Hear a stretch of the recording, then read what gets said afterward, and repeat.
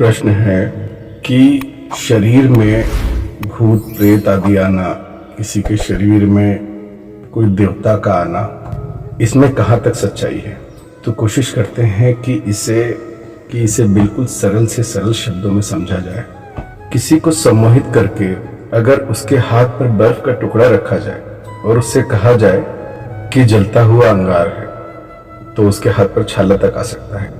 धरती पर केवल 3% सांपों में जहर पाया जाता है, पर डर के कारण अक्सर बिना जहर के सांप ही प्राण ले लेते हैं। यह सब जो करवाता है वह मन है। यह बहुत शक्तिशाली होता है। इसकी एक बड़ी विशेषता है, यह आपकी अधूरी इच्छाओं को, सपनों को, कल्पनाओं में या नए नए तरीकों से पूरा करने का काम करता है। गीता में कृष्ण ने भी इंद्रियों में स्वयं को मन ही बताया है। जिसे आपके किसी बुरे अनुभव या किसी और के द्वारा आपके भीतर कोई डर बिठा दिया गया हो।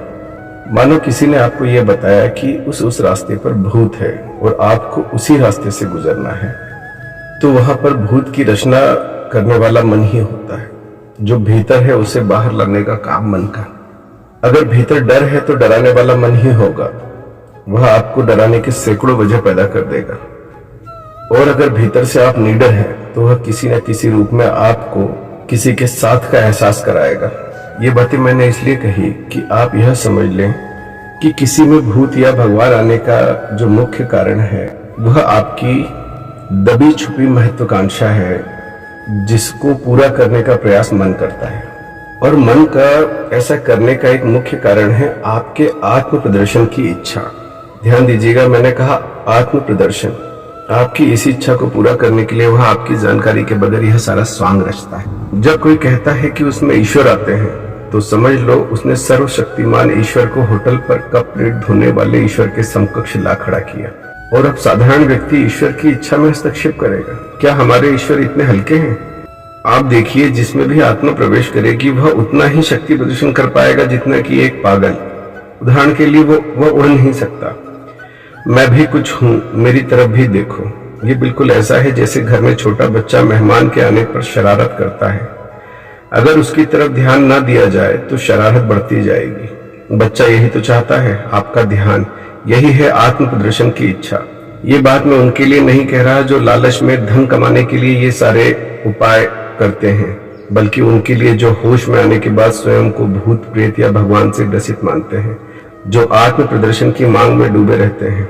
अगर इनका उपचार करना है तो डॉक्टर और मनोचिकित्सक को भी तांत्रिक और ओझा का रूप धरना होगा और उन्हीं के उपायों से उपचार करना होगा। और सबसे बड़ा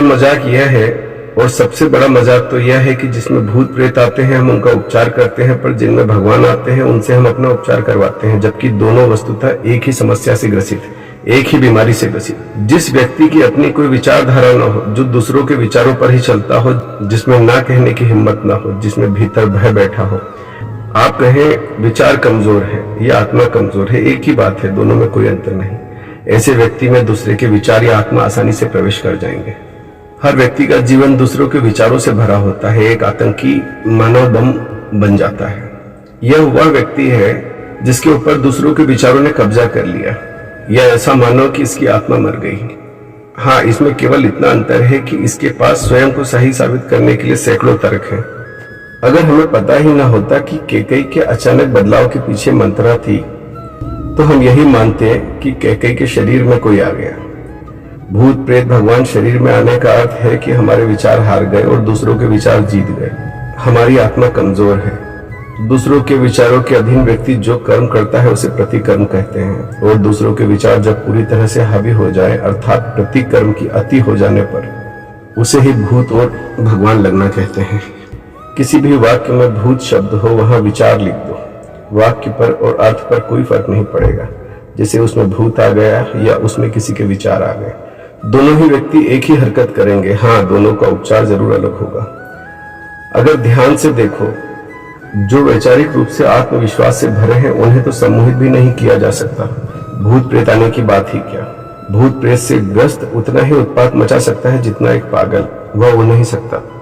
एक बार मेरे एक मित्र ने पूछा, क्या टूने टोट के झाड़ फूक से कोई फर्क पड़ता है? क्या ये नहीं मानना चाहिए?